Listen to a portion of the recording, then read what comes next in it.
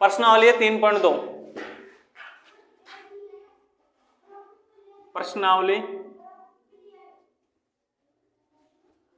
3.2, ठीक है, प्रश्नावली 3.2 और इसका है दूसरा सवाल। और दूसरा सवाल बोल रहा है कि अनुपातों A1/B2 और B1/B2 और C1/C2 की तुलना पर ज्ञात कीजिए कि निम्न समीकरण युग्म द्वारा निरूपित रेखाएं एक बिंदु पर प्रतिच्छेदित करती है, समांतर है अथवा समपाती है।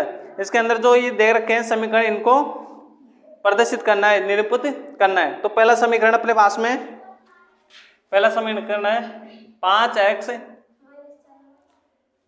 - 4y + 8 = 0।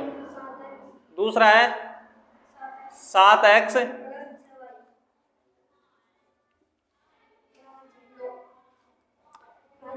-9 और बराबर है 0। मतलब अपने पास दो समीकरण है, एक समीकरण तो है 5x - 4y + 8 है और दूसरा है 7x + 6y और -9 है। मतलब दो समीकरण हो गए। अब उसको ये बताना है कि A1/A2 और B1/B2 और C1/C2 इनके अंदर बताना है। मतलब तो देखो, जो अपने पहला चर है इसके अंदर जो पहला चर होगा वो A होगा, पहला चर A होगा। इस चीज का ध्यान रखना है कि पहला चर A होगा, दूसरा चर B होगा और तीसरा चर C होगा। कि पहला चर तो A होगा, दूसरा चर B होगा और तीसरा चर C होगा। अब देखो वो बोल रहा है A1/A2। A1 का मतलब पहली वाली संख्या 1 तो A1 मतलब ये हो जाएगा A1 में 5 और B1 का मतलब हो जाएगा A1/A2 बराबर मैं लिख सकता हूं 5/7। इधर देखो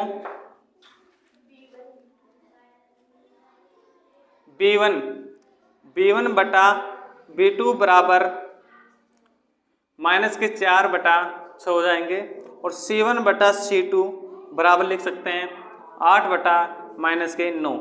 हम ये कह सकते हैं कि जब ये तीनों संख्या है, तीनों संख्या 5/7 बराबर नहीं है, 4/6 बराबर नहीं है। अच्छा, इनको मैं काटूं, बस 4/6 को काटूं तो लास्ट कहां तक कटेगा, 2/3 आ जाएंगे। ये होगा 2 से कट जाएगा, 2 दूनी 4 और 3 होती है 6, तो ये हो जाएगा 2/3 और ये हो जाएगा 8/-9। अच्छा, ये जब ये तीनों संख्या सेम दिख रही है कि बराबर दिख रही है कि भाई तीनों संख्या बराबर है, क्या बराबर नहीं है ना तीनों संख्या। ये 5/7 है, ये -2/3 और ये 8/9 है, समान नहीं है। अच्छा, आपने जो सारणी पढ़ी थी उसका फर्स्ट ही पॉइंट था, जब A1/A2 बराबर नहीं है, B1/B2 के बराबर नहीं है और B1/B2 C1/C2 के बराबर नहीं है, तो वो रेखा क्या कहलाती है? तो वो समीकरण कौन सा होगा? रेखाएं पर बिंदु, एक बिंदु पर प्रतिच्छेद करती हुई रेखा। क्या हो जाएगा? एक बिंदु पर प्रतिच्छेदित करती हुई रेखा। आपका पहला जो सारणी है, सारणी में देखो खोल कर एक बार, जो आपकी सारणी है ना, पहली सारणी बताया उस दिन आपने, सारणी का जो पहला पॉइंट है, पहला पॉइंट है वो पहला पॉइंट देखो, उसमें पहले पॉइंट पे क्या है कि A1/A2 बराबर नहीं है B1/B2 के और B1/B2 बराबर नहीं है C1/C2 के। तो जब ये तीनों बराबर नहीं है तो उसको बोलते हैं कि एक बिंदु पर, अतः हम कह सकते हैं, अतः एक बिंदु पर प्रतिच्छेदित करती है। यह आपका क्वेश्चन होगा। हाँ देखो भाई, अगला जो क्वेश्चन है, अगला जो समीकरण है, दूसरा समीकरण,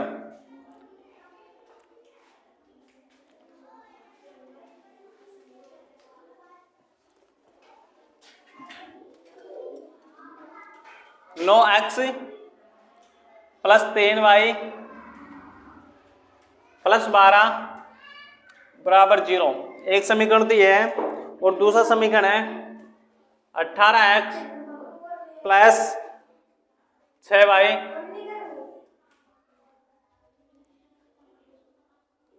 प्लस 24 बराबर 0। अच्छा, दो समीकरण हो गए भाई अपने पास में, एक है 9x प्लस 3y प्लस 12 और दूसरे 18x प्लस 6y प्लस 24 बराबर 0। अच्छा, जो पहला चरण होगा, जो पहला चर होगा अपना, उसको a मानते हैं। क्या मानेंगे? और इसको मानेंगे b और इसको मानेंगे c। अच्छा, इसकी तरह रखो, अपने पास में ये है a1 a2 b1 बटा b2 c1 बटा c2। इसी फॉर्मेट की तरह में यहाँ पे जमाना है। तो देखो, अच्छा मैं a1, अच्छा ये होगा तो ये भी a होगा, ये फर्स्ट हो जाएगा तो कौन सा हो जाएगा? सेकंड हो जाएगा। तो देखो a1 बटा a2 बराबर a1 की जगह में लिख सकता हूँ 9 और बटा 18 लिख सकता हूँ। अच्छा, अगला देखो b1 बटा b2 बराबर, अच्छा मैं लिख सकता हूँ 3 बटा 6। अच्छा, c1 बटा c2 बराबर लिख सकता हूँ मैं 12 बटा 24। अच्छा देखो, इनको पहले काटना है, कट रही है। अच्छा, मैं इसको काट सकता हूँ 1 बटा 2 लिख सकता हूँ, क्योंकि 9 से काटूंगा 9 एक बार कट जाएगा, 18 2 बार कट जाएगा। अच्छा, इसको काटूंगा मैं 1 से, 3 एकम 3 1 और 3 दूनी 6। इसको काटूंगा 12 दूना 12 एकम 12 और 12 दूना 24, मतलब तीनों में 1 1 बटा 2 2 आ रहे हैं, 1 बटा 2 1 बटा 2। अच्छा, मैं लिख सकता हूँ कि 1 बटा 2 बराबर है 1 बटा 2 बराबर है 1 बटा 2। अच्छा, ये लिख सकते हैं। इसके अलावा हम लिख सकते हैं कि a1 बटा a2 बराबर है b1 बटा b2 बराबर है c1 बटा c2। मतलब तीनों क्या है? बराबर है। तो अच्छा, तीनों में सेम आ रहा है तो तीनों ही बराबर होंगे। अच्छा, जो हमारी जो रेखा उस समीकरण था, जो हमारे सारणी थी, उस सारणी के अनुसार जब तीनों बराबर होते हैं, जब तीनों बराबर होते हैं तो उसको बोलते हैं कि संपाती। जब उसको बोलते हैं संपाती, संपाती है। जब तीनों बराबर नहीं होते तब बोलते हैं एक बिंदु पर प्रतिच्छेदित करती है। और जो दो बराबर और एक बराबर नहीं होता तब बोलते हैं उसे समांतर। और जब तीनों बराबर बोलते हैं उसे बोलते हैं समपाती। हाँ भाई, अगला देखो जो अगला थर्ड वाला क्वेश्चन है वह 6x माइनस 3y प्लस 10 और 2y माइनस y प्लस 9। ये भी इसको फॉर्मेट में जमाना है, a1 बटा a2 के फॉर्मेट में जमाना है। अगर इस संख्या को मानेंगे तो ये संख्या हो जाएगी a, ये b और ये c। अगर इसको रखेंगे तो मैं रखता हूँ a1 बटा a2, इसको a1 मानेंगे तो इसे a2 मानना पड़ेगा, तो लिए हम लिख सकते हैं 6 बटा 2। अच्छा, b1 बटा b2 बराबर लिख सकते हैं 3 माइनस के 1 माइनस के। अच्छा, इसको देखो मैं माइनस से माइनस काट सकता हूँ और लिख सकता हूँ मैं, देखो 3 बटा 1। अच्छा, इधर देखो c1 बटा c2 बराबर हम लिख सकते हैं 10 बटा 9। अब देखो ये कट रहा है क्या? अच्छा, 2 का भाग मैं 3 में दूंगा, 6 में दूंगा तो 3 बार ही जाएगा भाई।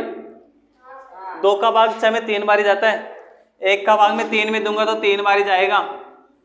हाँ भाई, 2 का भाग 6 में दूंगा तो 3 बार, और 1 का भाग 3 में दूंगा तो 3 बार। ये तो कटेगी 10 बटा 9, ये तो कटेगी नहीं, तो मैं ये लिख सकता हूँ कि 3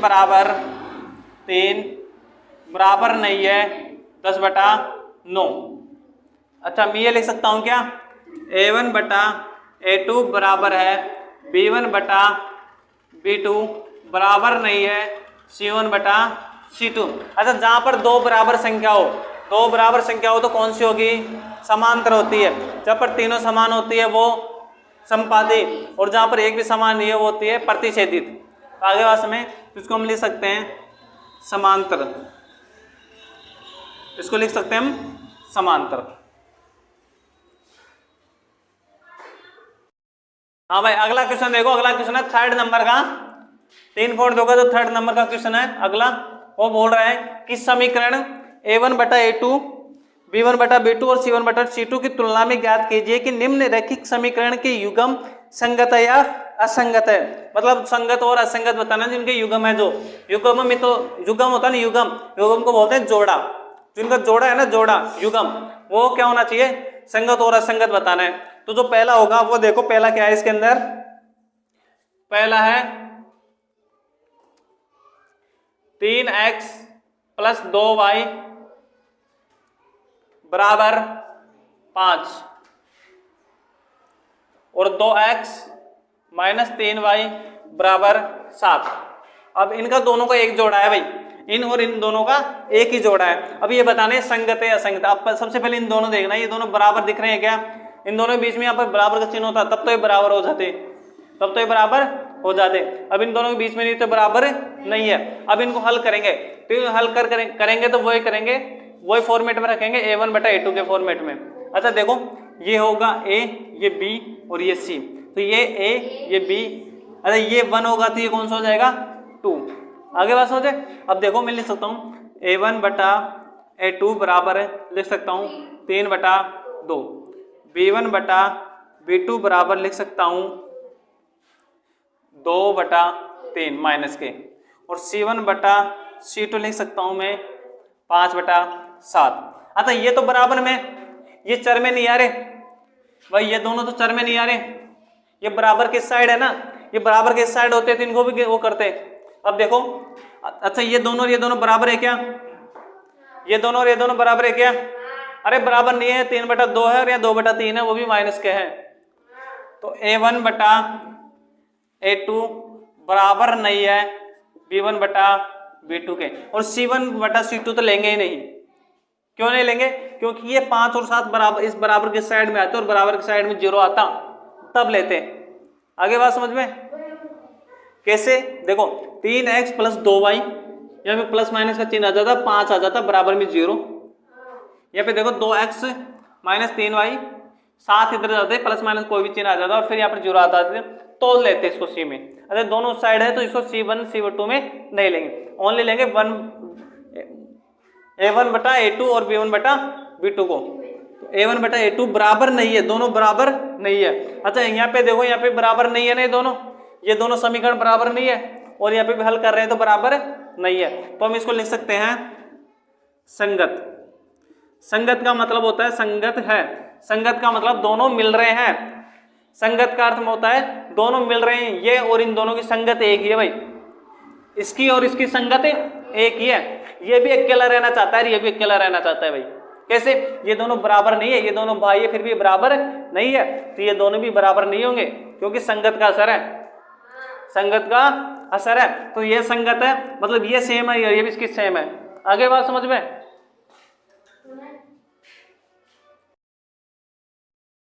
देखो 2x माइनस 3y बराबर 8 बराबर नहीं है 4x माइनस 6y बराबर 9। इसको फॉर्मेट में रखो a1 a2 के में, a1 बटा a2 बराबर लिख सकते हैं 2 बटा 4, और यह लिख सकता हूँ b1 बटा b2 ये लिख सकते हैं 3 बटा 6, वो भी माइनस के। यहाँ लिखता हूँ c1 बटा c2 बराबर लिख सकता हूँ 8 बटा 9। अब देखो ये दोनों 8 और 9 12 भाई, बराबर के साइड है तो इनको लेंगे नहीं, c1 बटा c2 को तो लेंगे नहीं। इसको देखो माइनस है तो माइनस काट देंगे, ठीक है, और इसमें 3 का भाग दूंगा, 3 का 1 बार और 2 बार, और इसका दूंगा तो 1 और 2 बार, मतलब लिख सकता हूँ a1 बटा a2 बराबर b1 बटा b2 है, मतलब बराबर है। यहाँ पे तो बराबर का चिन्ह नहीं है, यहाँ का तो नहीं है ना भाई, दोनों कंडीशन अलग अलग हो गई, इसकी कंडीशन अलग हो गई, तो ये कौन सा हो जाएगा असंगत।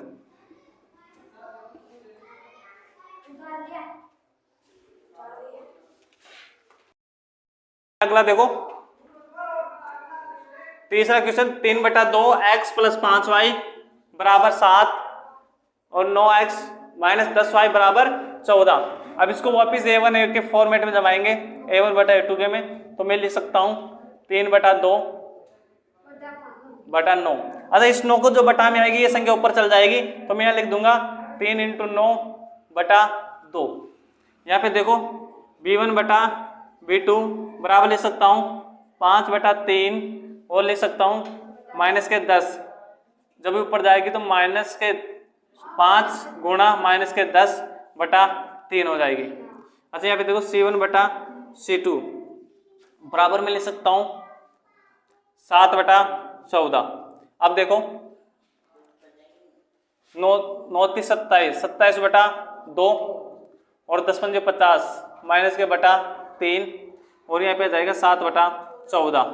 यहाँ पे देखो a1 बटा a2 बराबर नहीं है b1 बटा b2 के, तो हम लिख सकते हैं ये क्या है संगत होगा, क्या है संगत है।